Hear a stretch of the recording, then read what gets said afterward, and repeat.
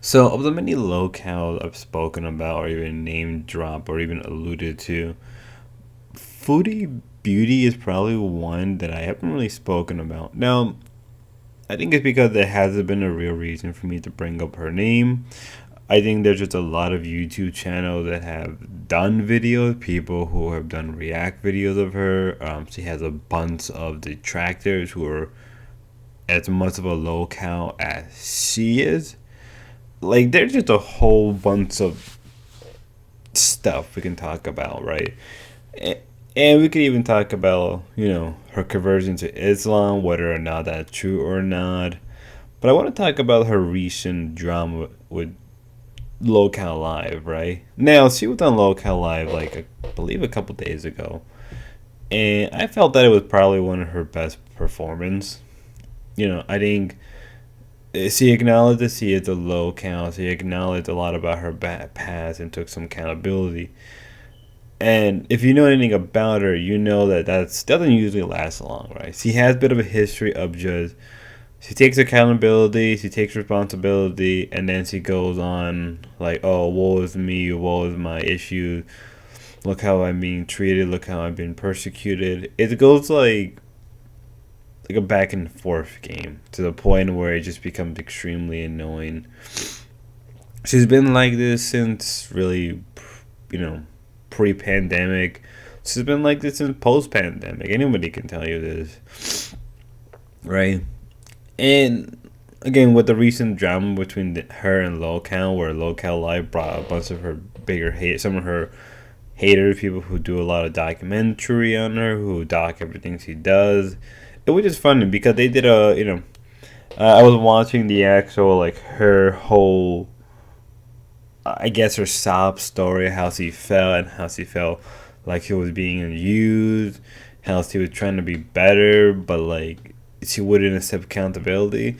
Because as I said, or I haven't said it yet, but she's big. She's a very big degenerate. Like probably one of the biggest ones out there. Like you can look up the things she's done. Like you know, I kind of want to talk about it, but also I don't want to talk about it because a lot of it's very disgusting. But I'll say a few things. Sending her private parts to people. Her just having stories about the things she's done in private, like multiple men. Sending with women. The one time she shat her pants. That's a real thing. I believe there was some stuff about food, some things about her exes who were just very weird or creepy or just like whatever. Her current husband, who is probably who not probably is a degenerate. There's just a lot of things we can talk about, and the recent drama was really now I should be getting into. Isn't any different. Like if you expect it to be any better than she was years ago, if you haven't paid attention, what I haven't paid attention to her in almost like 3 to 4 years now. Because prior around like 2020, 2021, I paid attention to her quite a bit because that's when she was blowing up a lot.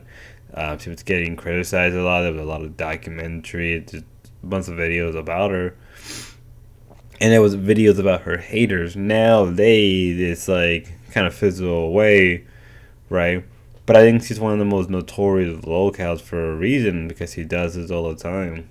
Don't expect her to be accountable or responsible. Don't expect her to be self-aware. And when she is, it's more of a pity party.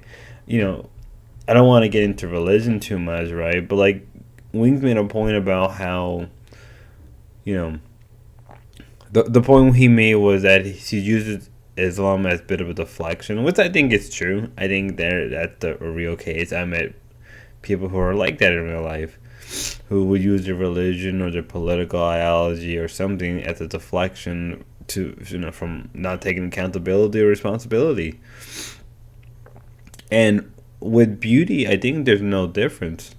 Like I don't know what else I can say without kind of repeating myself, but I think the drama between this is probably going to get interesting. I think the response she's going to make, the videos she's going to make, And if you know anything about her, she's gonna use the whole like, oh, I'm sick of the internet, I'm sick of the hate. Why do people hate me? I'm just trying to be a better person.